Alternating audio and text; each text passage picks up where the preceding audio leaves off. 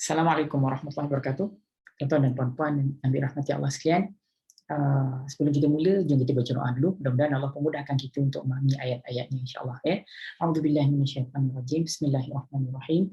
Alhamdulillahirabbil alamin. Assalatu wassalamu ala asyrafil anbiya'i wal mursalin wa ala alihi wa sahbihi ajma'in.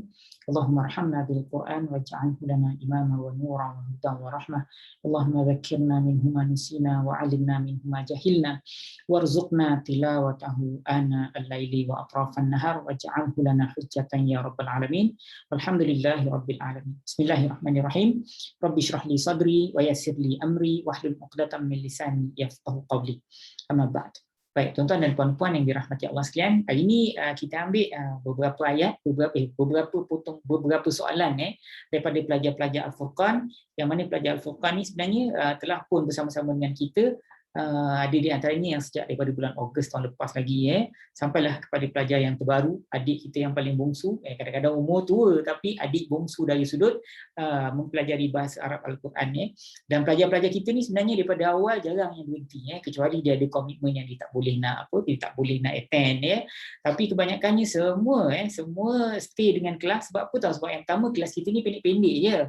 Bukannya panjang pun, lepas tu 3 kali saja seminggu tuan-tuan berjumpa dengan saya, lepas tu kita bagi 2 video tu pun enjoy je. Saya tak pernah dengar lagi ada orang komplain tentang video kalau ada yang nak berhenti tu kadang-kadang dia beritahu lah, Ustaz saya nak berhenti Ustaz sebab saya tak boleh nak komit, saya nak kena jaga bapak saya lah, ada yang ada yang masuk ward hospital lah dan sebagainya tapi kebanyakannya semua boleh stay so kalau tuan-tuan yang nak join kelas ni yang mana pendengar IKIM yang dapat maklumat daripada IKIM kan kadang-kadang saya sebut dalam kita punya pertemuan di program Al-Mushaf kan tuan-tuan terus typekan saya berminat dan pergi ke ataupun WhatsApp saya berminat tu ke 0195119000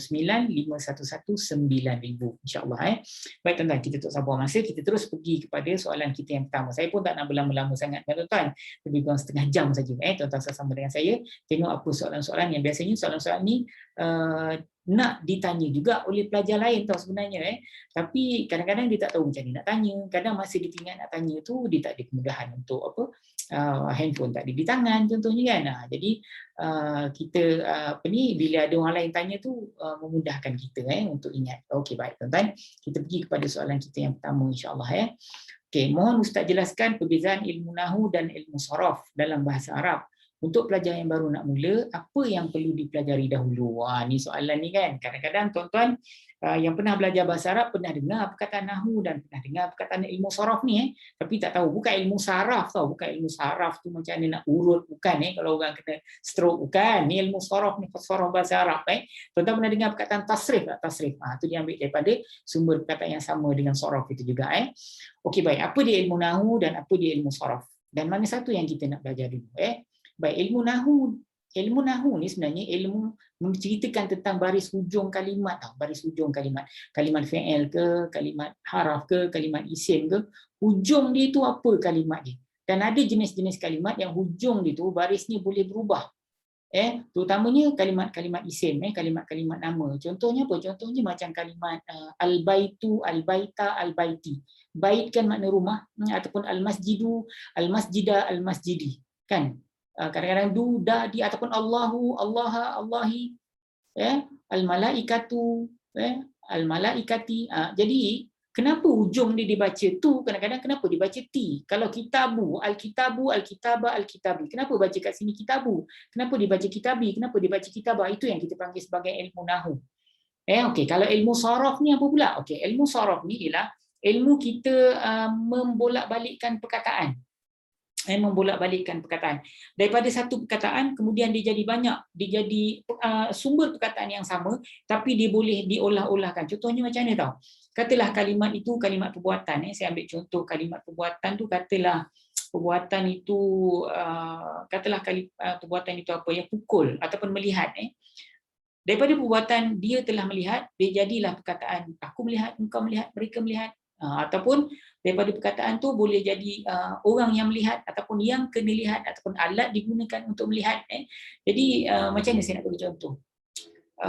Katalah yang kita ambil kalimat kita ambil sumber perkataan kalimat pukul Pukul ni Kalau nak kita tasrifkan, daraba yadribu darban, daribun madrubun, idrib la tadrib, madrubun madrubun, mudribun semula. Daraba yadribu darban, daribun madrubun, idrib la tadrib, madrubun madrubun, midrubun, duriba yudribu.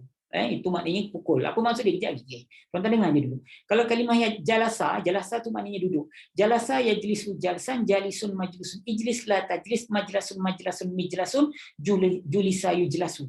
Kalau kalimah qara'a pun sama. Qara'a yaqra'u qira'atan, qari'un maqru'un, iqra' la taqra' maqru'un maqru'un, miqra'un quri'a yuqra'u.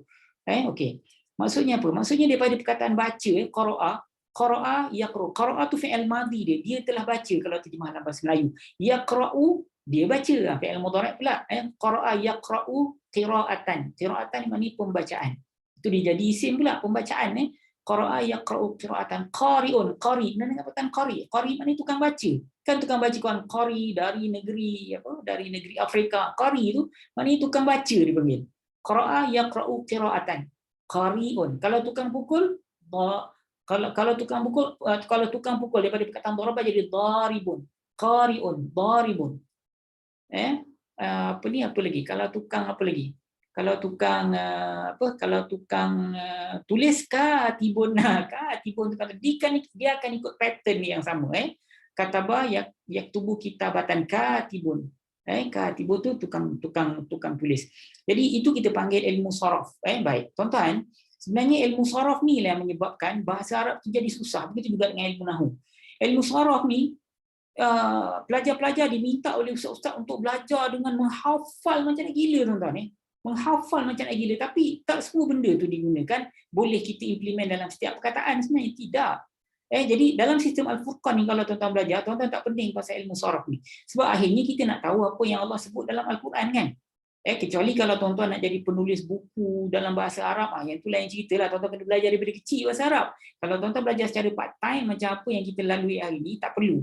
Penting tuan-tuan faham bahasa Arab Al-Quran kan. Jadi kami pun bersusah payah untuk sediakan kamus Al-Furqan tu. Jadi tuan-tuan tak payahlah ceritakan kenapa ustaz kat sini dia baca julisa, tak baca jalasa, tak payah bahas soal tu. Tuan-tuan tengok makna dia, itulah kehendak Allah tentang perkataan tu. Kalau ada perbezaan pun antara ustaz ni kata makna dia gini, ustaz ni kata maknanya contohnya lah dia telah diduduki ataupun dia telah berpendudukan macam itulah. So itu tak ada masalah sebab tuan-tuan boleh refer pada banyak terjemahan. Jadi sebab tu kita buat kamus Al-Furqan ni, setiap kalimat tu ada terjemahan di bawah. So sekali lagi saya sebut, ni balik pada soalan kita, apa makna nahwu, apa makna saraf? So nahwu artinya ialah baris hujung kalimat tu. Kenapa kalimat al-kitabu dibaca bu? Kitabah kenapa baca ba? Kitabi kenapa baca bi? Itu ilmu nahwu. Kita belajar dalam kita punya sistem Al-Furqan ni dengan banyak. Okey, saraf, ilmu saraf apa pula? Membolak-balikkan perkataan tu. Jadi dalam sistem Al-Furqan macam ni kita selesaikan, kita sediakan kamus, tak payah nak bahas. Tak payah nak bahas panjang, sediakan kamus, tuan-tuan tengok makna dia, selesai dah masalah tuan-tuan. Kecuali tuan-tuan macam saya sebut tadi nak tulis buku, yang tu baru tuan-tuan bolehlah pergi belajar dan sebagainya. Tapi dalam sistem Al-Furqan ni, pada bulan tuan-tuan yang terakhir bulan ke-10, saya akan ajar bagaimana untuk cakap. Kat situ tuan-tuan tahu fungsi ilmu saraf tu macam mana dengan kegunaan dia untuk berbual lah. Tapi tuan-tuan kena ingat tau, sistem Al-Furqan kita fokus pada understanding Quran, bukan pada conversation ataupun communication. Mana yang perlu dipelajari dulu? Tengoklah tuan-tuan, kalau tuan-tuan belajar dengan sistem Al-Furqan, tuan-tuan belajar serentak. Dia kena belajar tu serentak tuan-tuan sebenarnya. Cuma dalam sistem Al-Furqan ni, tuan-tuan dah disediakan tools. Jadi benda tu tak ada masalah untuk tuan-tuan faham makna dia. Makna dia terus ada kat bawah tu, tuan-tuan tahu di isim ke fi'il ke haraf, isim ke fi'il, tuan-tuan dah tahu melalui terjemahan kita. So mana nak belajar dulu? Sebenarnya belajar sekali dua tu kena belajar. Tapi dalam sistem Al-Furqan, mula-mula kita bagi priority kepada benda yang perlu diprioritikan. Kemudian yang kedua kita bagi apa yang kedua kita keduakan, apa yang ketiga kita ketigakan. So dekat dalam tu ada nahwu dan dekat dalam tu ada saraf juga. Kalau kita fokus pada saraf saja, kita tinggal nahwu. Kalau kita fokus pada nahwu saja, nanti saraf tu kita tinggalkan. Jadi kalau saraf tu kita tinggalkan dalam sistem Al-Furqan ni, tak adalah masalah sangat sebab kita ada kamus kan, kita tengok je mana. Hopefully boleh jawab soalan yang orang tanya ni. Apa makna nahwu, apa makna saraf. Baik. Soalan yang kedua tuan-tuan, dalam video pengajian kita melalui surah Al-Baqarah ayat 59, Ustaz sebut fi'il madhi mabni dengan fathah, tapi di situ hujungnya bukan fathah, sebaliknya waw dan alif yang mati. Mohon tuan Ustaz jelaskan. Baik, tuan-tuan tengok saya bawa kat sini tuan-tuan. Apa? Surah Al-Baqarah ayat ni dikata ni ayat yang ayat yang ke-9 Fabaddala alladhina zalamu. Zalamu ni maknanya mereka telah zalim, mereka telah zalim. Jadi dalam pengajian kita ini pelajar-pelajar yang agak advance juga mungkin bulan yang keempat ni saya sebut fi'il madhi dia mabni dengan berpangkat mansub, bukan mabni dengan baris atas. Saya kata sebenarnya dia mabni dengan berpangkat mansub. Kalau saya sebut dengan baris atas sebenarnya ialah kerana biasanya mansub dengan baris atas. Jadi sebab tu kalau fi'il madhi kataba, ujung dia ba baris atas, dia telah kataba, dia telah tulis, qara'a dia telah baca, itu fi'il madhi. Jalasa dia telah duduk, dan biasanya fi'il madhi ni dia akan mabni dengan berpangkat mansub. Jadi kalau kataba dia, untuk dia telah tulis, qara'a dia telah baca, jalasa dia telah duduk, akala dia telah makan. Jadi biasanya kalau untuk akala tu baris hujung dia berpangkat mansub, mabni dengan pangkat mansub, tak boleh nak ubah-ubah, tapi dia akan tanda mansub dia hujung tu mabni dengan baris atas. Fataha, qara'a, jalasa gitu Tapi itu untuk dia. Tapi macam ni kalau untuk kamu? Untuk kamu, katabtum kamu telah tulis, jalastum kamu telah duduk, akaltum kamu telah makan. Mana ada baris ujung? Tum ujung ni kan. Jadi mim tu baris ni baris mati. Jadi dia berpangkat mansub. Tapi kalau dia mabni dengan mati ke dengan alif, kena tengok ujung tu apa. Macam ni, macam zalamu ni. Ini fi'il madhi, mereka telah zalim. Fi'il madhi zalamu ni, dia ni mabni dengan pangkat mansub. Tapi di sini dia mabni dengan pangkat mansub. Tanda mabni di mana? Tanda mabni dia ujung dia waw alif yang mati ni. Macam tu. Okey. Fabaddala. Baddala ni fi'il madhi. Dia telah menggantikan, dia telah mengubah. Baddala ni fi'il madhi. So fi'il madhi ni dia mabni dengan pangkatnya mansub. Baik. Dia mabni betul dengan pangkat mansub. Tapi mana tanda mansub kat sini? Tanda mansub dia fathah, nampak ujung baddala la. Ujung ni kan apa ni? Ujung ni kan baris atas. Begitu juga dengan zalamu ni. Ini mereka telah zalim sekali lagi. Ini adalah kalimat fi'il madhi. Fi'il madhi. Okey. Tengok ni, anzalna, fa anzalna. Ini fi'il madhi, mereka telah turunkan. Jadi di sini dia mabni dengan pangkatnya mansub. Tapi di sini mana tanda mansub dia Ustaz? Tanda mansub dia ialah nun alif. Nak kata alif ni baris atas pun boleh, nak kata nun alif Ustaz, boleh, tak ada masalah. So dia mabni dengan nun alif ni. Untuk kami, inilah dia. Anzalna, kalau kami telah makan, akalna, kalau kami telah duduk, jalasna, kalau kami telah berkata qulna. Memang na ni ialah mabni untuk kami dalam fi'il madhi. Kalau fabaddala ni tuan-tuan, baddala, jalasa, qara'a, itu semua dia memang ujung dia memang mabni dengan pangkat dengan baris atas. Dia pangkat mansub tapi baris atas untuk dia, untuk huwa. Tapi untuk kami dengan na. Kalau untuk mereka dengan waw alif, nampak? Nampak ni pun mereka yang zalamu. Kalau macam ni, kalau mereka telah duduk, jalasu mereka. Kalau mereka telah makan, akalu. Memang kalau untuk mereka memang gitu, waw alif. Kalau untuk dia memang ujung dia kena baris atas, badala, jalasa, qara'a, kataba. Kalau untuk kami, anzalna, kami telah turunkan, kami telah makan, akalna, kami telah pergi, zahabna, kami telah masuk, dakhalna. Memang kalau untuk kami itulah dia punya apa tu? Dia mabni dengan na dekat ujung. Tuan-tuan faham tak? Ada lagi tak fi'il madhi? Itulah. Ni tengok kanu, ni fi'il madhi, mereka telah. Ni kan ni fi'il madhi, tengok wali juga kat ujung kanu. Gitu. Okey, mudah-mudahan boleh jawab soalan tuan-tuan ya. Alright. Dia bukan mabni dengan baris mati, dia bukan mabni dengan baris atas, dia mabni dengan pangkat mansub. Alright, teruskan. Mungkin ada yang nak tanya, Ustaz, apalah benda Allah ni menyibuk kat bawah ni dari tadi. Sebenarnya tuan-tuan, ini sebenarnya nak bagi tahu dengan tuan-tuan kita orang nak ajak tuan-tuan sama-sama kongsi bebanan kami dari sudut nak kembangkan bahasa Arab Al-Quran ni. So Al-Furqan merupakan pelopor untuk sistem baru bahasa Arab Al-Quran yang tuan-tuan belajar yang mana kalau pelopor ni dia tidaklah mudah, banyak ujian dan banyak perlu kita lalui. So kami habis berjuta tuan-tuan untuk iklan. Jadi kalau tuan-tuan siapa-siapa yang ada lebih 10, 20 ringgit ke, 100 ringgit ke, 30 ringgit ke, 3 ringgit ke, kalau tuan-tuan nak bantu kami untuk kembangkan sistem, untuk kembangkan pengajian bahasa Arab Al-Quran supaya orang ramai lagi boleh faham, tuan-tuan tolonglah derma dekat nombor ni, dekat pertubuhan kita. Dan duit tuan-tuan tu saya minta izin untuk gunakan untuk pembiayaan iklan yang betul-betul membebankan kami, tuan-tuan. TV, radio kita nak keluar. Sebab kalau kita tak keluar TV dengan radio, ya, kita tak dapat nak kembangkan sistem ni, tuan-tuan. Orang tak tahu. Tuan-tuan sendiri pun tahu sistem ni melalui media. Mula-mula dengan IKIM kan, mula dengan TV Hijrah, dengan program-program yang macam tu yang tuan-tuan boleh tahu sistem kita ni. Rupanya baru tuan-tuan tahu ada sistem mudah untuk faham bahasa Arab Al-Quran yang kebanyakan orang Melayu dulu kata susah kan. Rupanya senang. Okey tuan-tuan, kita teruskan ni abasa wa tawalla, ni soalan ni. Kelakar juga soalan ni tuan. Kenapa surah Abasa tiada alif lam di pangkalnya? Bukankah ia merupakan kalimat isim? Mana ada isim bang? Abasa, dia telah bermasam muka, ni fi'il madhi. Dia telah bermasam muka abasa. Dia telah bermasam muka fi'il madhi, dia bukan isim. Kalau isim aja yang boleh ada alif lam.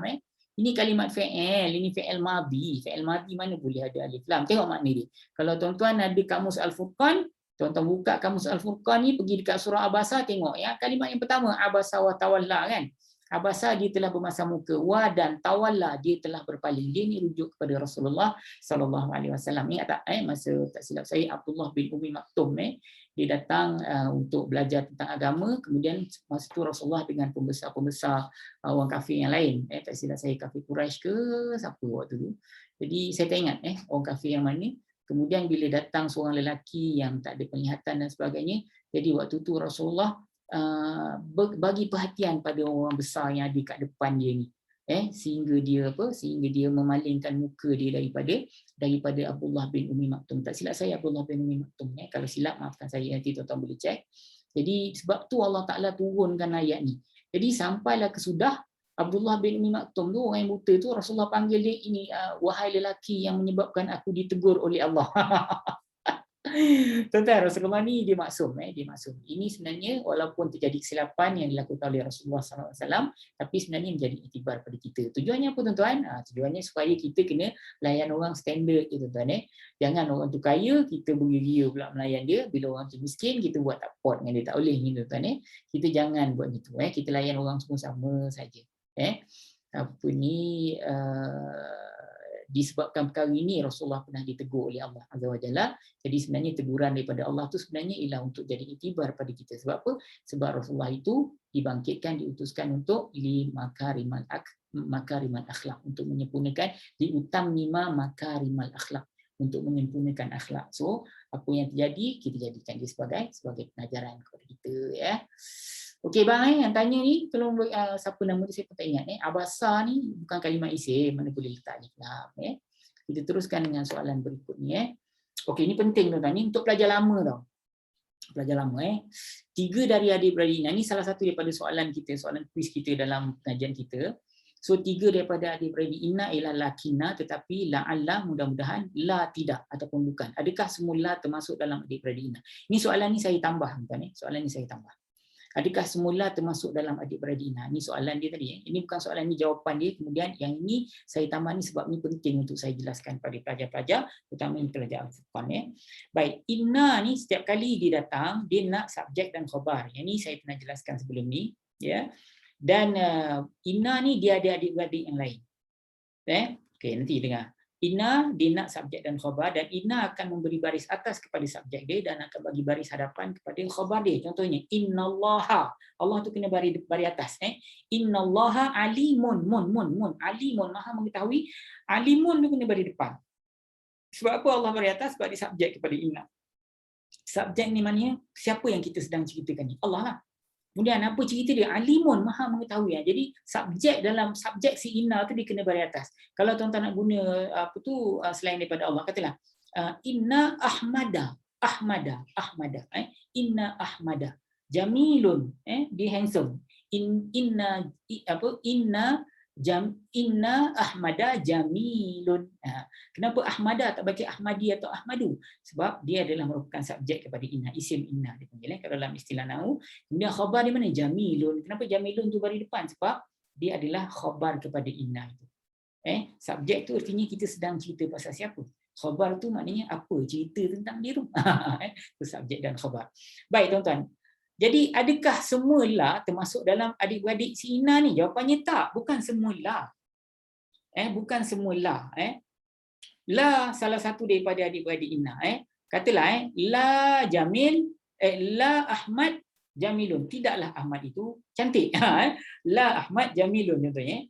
Jadi tidaklah si Ahmad itu cantik. Jadi la, adakah semua la tu dia termasuk dalam adik-beradik si Ina? Contohnya macam la tazhab, tidak, jangan, la tazhab, engkau tidak pergi, ataupun la azhab, aku tidak pergi. La tu pun adik-beradik Ina juga ke? Jawapannya tak. Yang adik-beradik Ina hanya la nafiyu li jinsi dalam istilah nahwu bahasa Arab. Apa maksud dia? La yang hanya menafikan kalimat isim saja. Tidaklah Ahmad dia bodoh. Tidaklah Ahmad itu bodoh. Maksudnya Ahmad tu pandai. Tidaklah Ali itu bodoh. Jadi la aliyah, jahilun contohnya. Tidaklah Ahmad itu, tidaklah Ali itu bodoh. Jadi la yang menafikan isim saja yang adik-beradik dengan Ina. Tapi la yang menafikan fi'il tidak. Tidaklah aku pergi, tidaklah engkau pergi, tidaklah dia duduk, tidaklah dia masuk, tidaklah dia makan. Dia tak makan, dia tak pergi, dia tak masuk, dia terus. Jadi kalau la yang itu tak masuk adik-beradik Ina.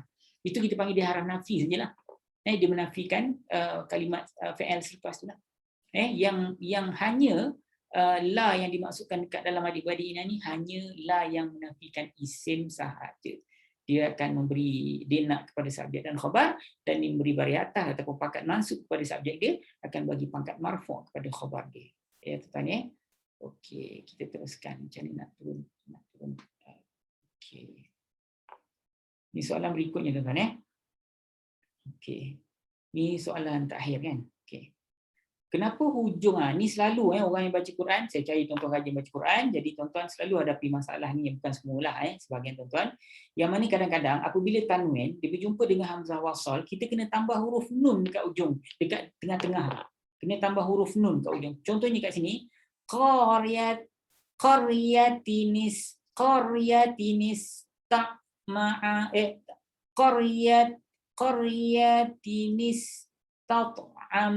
Apa?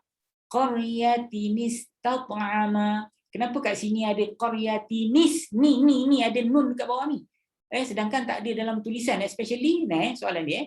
Kenapa hujung kalimat kalau ada tanwin kemudian diikuti dengan perkataan yang bermula dengan hamzah wasal perlu ditambah dengan nun baris bawah dalam bacaan, walaupun kadang-kadang nun tersebut tidak tertulis, terutamanya dalam Al-Quran yang cetakan daripada Arab Saudi. Kalau Quran yang India dulu tuan-tuan, yang ada yang lama-lama masa kita kecil-kecil kita belajar, yang itu ada nun baris bawah ditulis kadang-kadang. Bukan kadang-kadang, biasanya ada. Tapi kalau Quran baru yang kulit hijau yang datang daripada Saudi tu biasanya tak ada tulis. Jadi kita kena pandai-pandai sendiri. So kenapa ditambah? Itu paling senang lah jawapan dia. Rasulullah ajar kita baca macam tu. Dia berfungsi tak dari sudut nahwu? Tak ada. Dia tak ada fungsi dari sudut nahwu. Nun baris bawah tu adalah yang paling ringan sekali, itulah yang ditambah. Sebab kalau kita tak tambah, bunyi sebutan dia bagi Rasulullah, orang Arab nak baca berat. Jadi Rasulullah ajar. Jadi kena baca ahla qaryatinis tat'ama. Jangan baca, kalau tuan-tuan tak bubuh nun baris bawah, dia bunyi dia jadi macam break. Contohnya qaryatin istat'ama, qaryatin is. Jadi qaryatin is, bagi orang Arab bacaan tu tak fasih. Jadi Rasulullah ajar baca bubuh nun baris bawah. Jadi macam tu lah yang Rasulullah baca. Jadi sahabat pun ikut, jadi bubuh nun baris bawah, walaupun dia tak ada fungsi dari sudut, makna, dari sudut nahwu, semua dia tak ada fungsi lah. Itu dari sudut bacaan saja. Okey, habis kita pergi kepada kita punya ayat. So tuan-tuan, hari ini kita ambil ayat yang kelima. A'udzubillahi minasyaitonirrajim. Ulaika ala hudan min rabbihim wa ulaika humul muflihun. Tuan-tuan tahu makna dia kan? Ulaika, orang-orang itu adalah berada di atas petunjuk dari Tuhan mereka. Wa ulaika, dan orang itu, hum, mereka adalah muflihuna, orang-orang yang berjaya. Okey, ini ayat yang kelima tuan-tuan. Sebenarnya Allah menceritakan tentang siapa ni? Allah menceritakan tentang orang-orang muttaqin. Ingat tak? Ayat pertama, ayat kedua dan ayat pertama tu Alif Lam Mim tadi, ayat kedua sampai ayat yang keempat tu Allah menceritakan tentang sifat-sifat orang muttaqin. Orang yang bertakwa kan. Mudah-mudahan kita tuan-tuan berpuasa, tuan-tuan termasuk dalam golongan orang yang bertakwa. Jadi kita telah sebutkan pada tuan-tuan apa ciri-ciri mereka. Ciri-ciri yang terakhir ialah wabil akhiratihum yuqinun, dan dengan hari akhirat mereka yakin. Jadi kalau orang yang nak jadi orang yang bertakwa, salah satu daripada ciri dia mesti kena yakin pada hari kiamat. Okey, ini yang terakhir. Ulaika, orang-orang itu ala hudan mir rabbihim. Orang-orang itu adalah berada di atas petunjuk dari Tuhan mereka, kata Allah. Rupanya orang muttaqin ni tuan-tuan, dia sebenarnya berada di atas petunjuk Tuhan mereka. Maksudnya apa? Kalau tuan-tuan jadi orang yang bertakwa, orang muttaqin, tuan-tuan tak merapu tau. Tuan-tuan tak merapu, tuan-tuan akan jaga mulut tuan-tuan, tuan-tuan akan jaga diri tuan-tuan, tuan-tuan akan jaga diri tuan-tuan dari melakukan perbuatan-perbuatan yang Allah tak redha. Tuan-tuan jaga diri tuan-tuan betul-betul. Jadi itu adalah ciri-ciri orang yang bertakwa. Kalau tuan-tuan rasa diri tuan-tuan, bila tuan-tuan nak buat sesuatu yang tuan-tuan rasa Allah tak suka, tuan-tuan akan break. Tuan-tuan akan hold. Ataupun bila tuan-tuan nak buat keputusan, tuan-tuan letak Allah Ta'ala tu di tempat yang pertama. Tuan-tuan fikir, ini Allah redha tak? Ini Rasulullah redha tak? Kalau tak redha, tuan-tuan stop dulu, tuan-tuan tawakuf dulu. Jadi kalau tuan-tuan dah berada di tahap tu, sebenarnya tuan-tuan termasuk dalam golongan orang muttaqin ni. Sebab orang muttaqin ni, Allah Ta'ala kata, dia sebenarnya berada di atas petunjuk Tuhan mereka. Petunjuk pandangan mata dia Allah Ta'ala jaga. Lidah dia Allah Ta'ala jaga. Tangan dia Allah Ta'ala jaga. Perjalanan dia nak ke mana Allah Ta'ala jaga. Jadi orang-orang muttaqin ni dia memang dipelihara ataupun dijaga oleh Allah. Cara nak jadi orang muttaqin macam ni, tuan-tuan tengok balik daripada ayat yang kedua sampai ayat keempat, itu ciri-ciri dia. Dan adalah ciri-ciri yang lain, ciri-ciri yang lain yang Allah Ta'ala sebut. Ni ciri-ciri utama dia. Dan cara terbaik untuk tuan-tuan jadi muttaqin ni, tuan-tuan kena rajinlah tahajud. Tuan-tuan akan dicintai oleh Allah. Okey tuan-tuan, ulaika, orang-orang itu, siapa dia orang-orang muttaqin? Inilah kalimat isim, nanti kejap lagi kita bahas teknikal. Orang-orang itu berada di atas petunjuk Tuhan mereka. Siapa dia orang-orang itu? Orang itu ialah orang muttaqin itu. Okey, kita ambil teknikal tuan-tuan. So ulaika ni ialah kalimat isim. Dia bukan kalimat haraf, ingat di kalimat isim, tapi isim yang ada gelaran dan fungsi lah. So gelaran dia apa? Gelarannya ialah isim tunjuk, ataupun kalau tuan-tuan belajar teknikal nahwu dipanggil isim isyarah. Isim isyarah ataupun isim tunjuk. Jadi untuk ulaika ni tuan-tuan, dia yang pertama sekali, walaupun di satu kalimat, tuan-tuan tengok satu warna kan, tak ada merah hitam kan, satu warna kan. Jadi sebenarnya di satu kalimat, tapi walaupun satu kalimat dia ada dua komponen. Komponen yang pertama ialah yang nak ditunjukkan, komponen yang kedua ialah kepada siapa nak tunjukkan orang-orang tu. So ulai ini ialah orang-orang itu, orang-orang itu. Ka ni ialah kepada siapa orang itu nak ditunjukkan. So orang-orang itu ni tuan-tuan, dia rujuk kepada orang muttaqin. Orang-orang itu ialah orang-orang muttaqin. Okey, sekarang ni nak tunjuk kepada siapa? Ka, engkau. Engkau ni kena seorang lelaki. Kalau nak tunjuk kepada seorang perempuan, ulaiki. Kalau nak tunjuk kepada ramai, ulaikum. Dengar, kalau tuan-tuan nak tunjuk sesuatu, tuan-tuan mesti tunjuk benda tu dan tunjuk kepada siapa yang tuan-tuan nak tunjukkan benda tu. Ni kaedah bahasa Arab. Katalah tuan-tuan nak tengok rumah. Tu rumah. Tuan-tuan nak tunjuk rumah tu. Rumah tu benda yang tuan-tuan nak tunjuk. Nak tunjuk pada siapa? Tunjuk pada isteri tuan-tuan. Tu rumah tu. Katalah nama Ani, nama isteri tuan. Ani, ataupun apa tu, rumah itu. Kita jangan pakai rumah lah. Rumah tu nanti kita dah guna kalimat lain. Katalah kita ambil orang-orang. Kita nak tunjukkan, katalah pemain bola contoh. Isteri kita Ani, ulaiki, orang-orang itu. Jadi orang-orang tu dia refer kepada pemain bola. Lepas tu nak tunjuk pada siapa? Tunjuk pada si Ani ni. Ani, ulaiki. Tapi kalau orang-orang itu kita nak tunjuk kepada si Ahmad, ulaika. Orang-orang itu adalah orang-orang yang kuat berlari contohnya. Jadi sekarang ni tuan-tuan kena tahu. Ulaika ni ada dua komponen. Komponen yang pertama ialah orang-orang yang nak ditunjukkan tu orang mana. Yang kedua, kepada siapa orang tu nak ditunjukkan. Jawapannya tuan-tuan, yang nak ditunjuk orang-orang itu refer kepada orang muttaqin. Orang-orang itu, lepas tu nak tunjuk pada siapa? Ka ni rujuk kepada Rasulullah sallallahu alaihi wasallam. Itu maksudnya. Orang-orang itu. Sebab tu tuan-tuan tengok, Kalau isim tunjuk ni dalam bahasa Arab ada banyak perkataan. Nanti kalau kita jumpa yang lain, saya akan tunjukkan.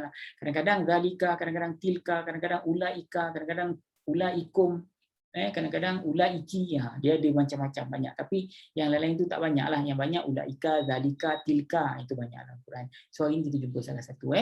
Okey, inilah kalimat isim. Dia ada isim yang ada gelaran dan fungsi, isim tunjuk. So apa ni, kalau dalam pelajaran peringkat ketiga, tuan-tuan, ni isim yang mabni, tak boleh ubah. Okay, ala ialah haraf jar. Hudan, ni tengok ni, hudan. Hudan ni tuan-tuan, ala ni dia ialah haraf jar. Kerja dia memberi baris bawah kepada kalimat isim yang selepas dia ataupun memberi pangkat majrur. Itu yang paling tepat sekali. Kalau tuan-tuan belajar. Ini pelajaran peringkat ketiga. Kalau tuan-tuan belajar dalam lebih kurang dalam bulan yang keempat, kelima dah start dah. Peringkat yang ketiga ni. Okey, ulaika ala hudan. Hudan. Jadi sepatutnya hudin. Sepatutnya, sebab ala ni kerja dia memberi baris bawah kepada kalimat selepas, kalimat isim selepas dia. Jadi ustaz, kenapa tak baca ala hudin? Kenapa baca ala hudan? Okey, jawapannya ialah kalau kalimat isim, kalimat nouns yang hujung dia ada haraf illah ni sama ada ya yang tak ada baris atau alif yang tak ada hamzah ataupun waw yang ataupun apa tu ya yang tak ada titik, alif yang tak ada hamzah atau waw yang tak ada baris. Kalau tuan-tuan belajar tajwid dia panggil huruf mat kan. Kalau tuan-tuan jumpa kalimat isim yang hujung dia ada huruf mat, maka jangan ubah. Hudan tak boleh tukar jadi hudun, tak boleh, hudin pun tak boleh. Sama macam Musa, dia tengah marfu' pun Musa, jangan baca musu tak ada. Kalau dia tengah mansub Musa, kalau dia tengah majrur pun Musa. Jangan baca musi, tak ada. Isa pun sama, tak ada orang baca isi, isu, tak ada. Dia maintain macam tu je rupa dia tuan-tuan.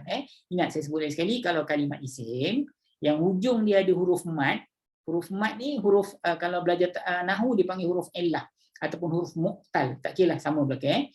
So kalau hujung dia ada huruf illah atau huruf muqtal ataupun huruf mat, masih belajar tajwid, maka jangan pandai-pandai tukar baris dia.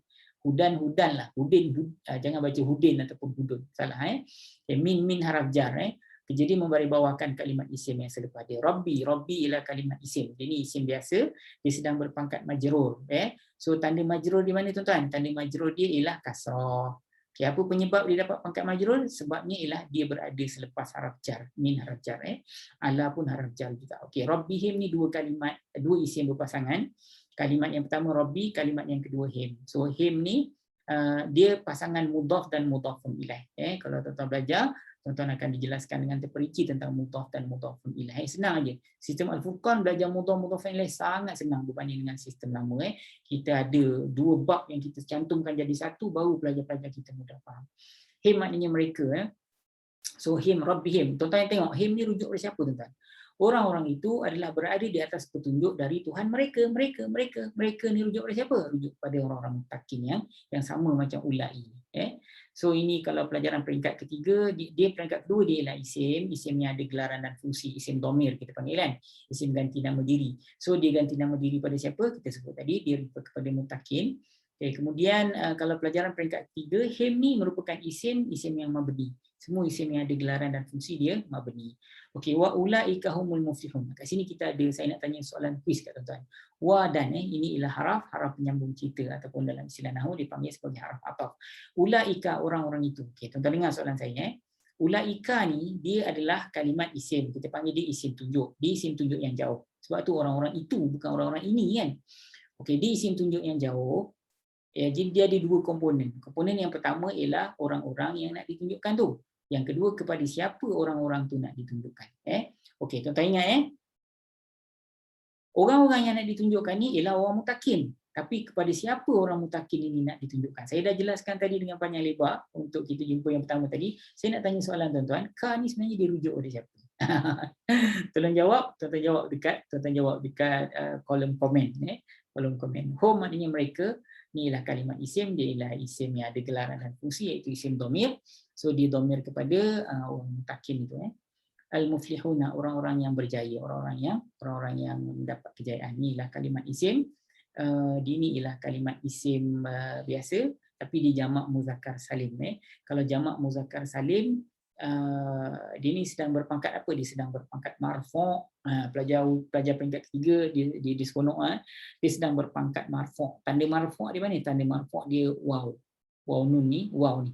Waw ni tanda marfu' dia. Kalau tanda mansub dan majrur ialah ya, muflihina. kan kadang-kadang tuan-tuan jumpa mukminuna mukminina, kafiruna kafirina, muflihuna muflihina, boleh una ataupun ina kan. Jadi kat sini Allah pilih una. Kenapa? Sebab dia sedang berpangkat marfu'. Tanda marfu' di mana? Tanda marfu' ni waw ataupun tuan-tuan kata waw nun boleh juga. Okay, penyebab dia apa? Penyebabnya dia merupakan khabar. Ulaika ulaika ni subjek dia, humul muflihun. Muflihun ni dia punya khabar dalam rangkap ni. Apa dia rangkap? Tuan masuk kelas nanti saya akan jelas dengan panjang lebar. Sangat sistematik sistem kita. Siapa-siapa yang pendengar IKIM yang join program ni, tuan-tuan nanti insya-Allah boleh faham satu persatu tuan-tuan. So apa ni, siapa yang nak join kelas, pergi ke saya, tulis saya berminat dan hantar ke 0195111195. So tuan-tuan, apa ni, siapa-siapa yang nak tolong kita kembangkan bahasa Arab Al-Quran ni, yang menjadi bebanan kepada kami ialah sebenarnya iklan.